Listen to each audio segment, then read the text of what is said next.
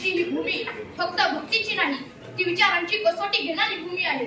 आणि म्हणूनच इथे शब्द सहज उच्चारले जात नाही, ते जबाबदारीने म्हणले जातात.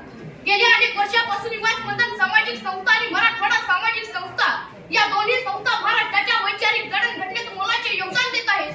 याचं सातत्यपूर्ण प्रयत्नातून उभी राहिली आहे. महाराष्ट्रभर ओळख निर्माण करणारी, नावाजलेली, गाजलेली आणि प्रतिष्ठित स्पर्धा तुळजा भवानीची, वक्ता महाराष्ट्राचा. ही स्पर्धा केवळ मूल्याची चढाओढ नाही, तर शब्द, विचार आणि जबाबदारी यांची परीक्षा आहे. म्हणूनच या विचार मंचावर उभं राहणं हा केवळ सहभागाचा क्षण नसून तो महाराष्ट्राच्या विचार परंपरेशी जोडला गेलेला सन्मानाचा क्षण आहे. आणि तुळजा भवानीच्या साक्षीने या विचार मंचावर विचार व्यक्त करताना मी श्रवण शरद असून इयत्ता 8वीचा विद्यार्थी आपल्या समोर विषय म्हणतोय नवभारत 2047 युवकांकडून अपेक्षित योगदान. मित्रहो, 2047 मध्ये भारत 100 वर्षाचा होईल. पण प्रश्न असा आहे की तो भारत फक्त वयानेच महान असेल का, की संस्काराने, चारित्र्याने आणि कर्तृत्वाने महान असेल? मित्रहो, इतिहास सांगतो भारत कधी तलवारीने हरला नाही, तो हरतो ज्यावेळेस त्याचे संस्कार हरवतात. इतिहासातील एक प्रसंग आठवा. ज्यावेळेस शाहिस्ते खानाची बोट कापली, त्यावेळी शाहिस्ते खानाची बहीण धावतच आली आणि म्हणाली, गजब हो गया, गजब हो गया, गजब हो गया, गजब हो गया, ये नानाधम सिवा मेरी छोटी बेटी को उठा कर ले गया. फेंकता शाहिस्ते खान म्हणाला, ये सिवा मेरी उंगली काट सकता है, ये सिवा मेरी उंगली काट सकता है, ये सिवा किसी दुश्मन की गर्दन काट सकता है, लेकिन ये सिवा किसी औरत या बेटी पर कभी हाथ नहीं डाल सकता.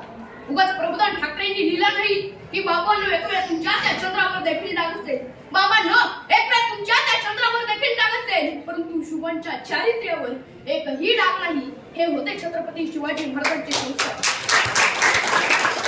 भारत विचारत आहे, हे संस्कार गेले कुठे? आज आपल्या भारतामध्ये एक चिमुकली मुलगी यज्ञा बाळ, जिचं खेळायचं वय होतं, तिच्या हातात बहुरी असायला हवी होती, परंतु तिच्या नशिबी मात्र मनुष्य अत्याचार आला. हा केवळ एक गुन्हा नाही, हा नव भारताच्या स्वप्नावरील एक डाग आहे. आजही आपल्या भारत देशातील मुलींची सुरक्षा आपण करू शकत नाही, तर 2047 मध्ये आपण कोणता भारत घडवणार आहात? म्हणून नवा भारत घडवायचा असेल तर युवकांनी घोषणा नव्हे तर कृती करायला हवी. युवा स्पंदन सामाजिक संस्था आणि मराठवाडा सामाजिक संस्था जे रक्तदान शिबिर राबवतात, हीच नव भारताची खरी सेवा आहे. कल्पना करा, एक तरुण अपघातात जखमी झाला आहे, तो जीवन मरणाच्या सीमेवर उभा आहे. अशा वेळेस एक युवक पुढे आला आणि त्यांना रक्तदान केलं, तर तो फक्त रक्त देत नाही तर आयुष्य देतो. आणि हाच नव भारताचा खरा सैनिक आहे. आणि हेच युवकांकडून अपेक्षित योगदान. नव भारत 2047 घडवायचा असेल तर युवकांनी ठरवलं पाहिजे, मी फक्त नोकरी शोधणार नाही तर रोजगार निर्माण करणारा होईल. मी फक्त सोशल मीडियावर बोलणार नाही तर समाजात उतरून बदल घडवेल. मी फक्त इतिहास वाचणार नाही तर इतिहास घडवेल. इतिहास घडवायला ना पद लागते, ना सत्ता लागते, ना खुर्ची लागते. इतिहास घडतो जेव्हा युवक स्वतःची प्रामाणिक होतो.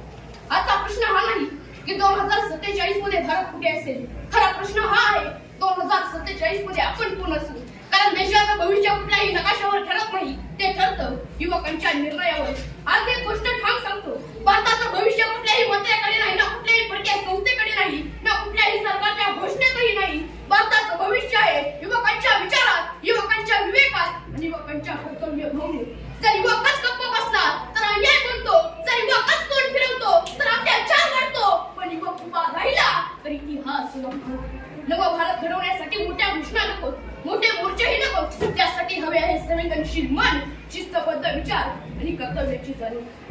इतिहास सांगतो छत्रपती शिवाजी महाराजांनी तलवार उचलली पण आधी चारित्र्य उभा केलं. डॉक्टर बाबासाहेब आंबेडकरांनी संविधान दिलं पण आधी स्वाभिमान जागा केला. भगतसिंगांनी हसत फास स्वीकारला पण आधी देशासाठी जगण्याचा अर्थ शिकवला. कारण इतिहास तक्रारी करणाऱ्यांना आठवत नाही, इतिहास आठवतो जबाबदारी घेणाऱ्यांना. 2047 भारत कुणाची भाषणावर उभा राहणार नाही, तो उभा राहील आपल्या कृतीवर. फक्त घोषणा करणारा युवक इतिहास घडवत नाही, इतिहास घडवतो तो युवक जो रक्तदान करतो, जो व्यसनाला नकार देतो, जो समाजासाठी स्वतःला झोकून देतो. आजचा प्रश्न हा नाही की सरकार काय करेल, खरा प्रश्न हा आहे आपण काय करतो. मी समाज बदलतो का, मी देशासाठी उभा राहतो का? छत्रपती शिवाजी महाराजांच्या तलवारीला धार शब्दांनी नव्हे तर स्वभावाने मिळाली होती. त्याच स्वभावाची गरज आजच्या युवकाला आहे.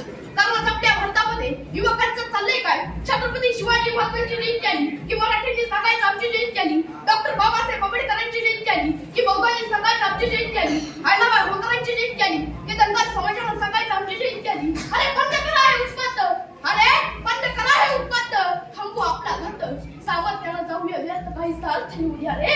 हा भारत देश माझा याचे भान जराशे राहू द्या रे. हा भारत देश माझा याचे याचे भान जराशी मित्र हो